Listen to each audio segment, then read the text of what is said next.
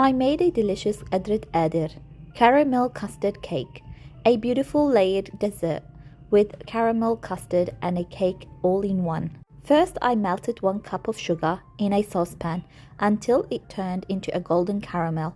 Before it started to burn, I poured it into a cake pan and swirled it around to coat the bottom evenly. Then I set it aside to harden. Next, I prepared the caramel custard layered. I used 4 cups of milk with 2 packets of caramel powder.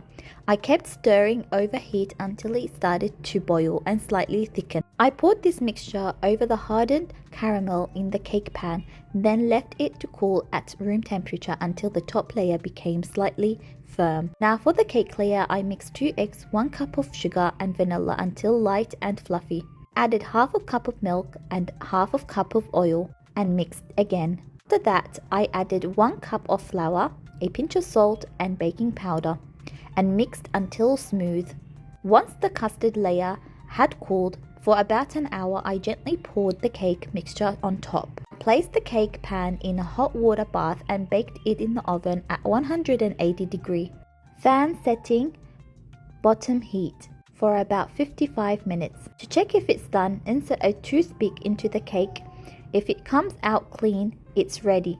Let it cool completely and refrigerate it overnight or at least a few hours before flipping. Before flipping, I placed the pan in hot water for 5 minutes to loosen the caramel. Then I flipped it and you get this beautiful layered caramel cake, a perfect upgraded version of classic caramel dessert. Follow for more easy and creative recipes and don't forget to save this later.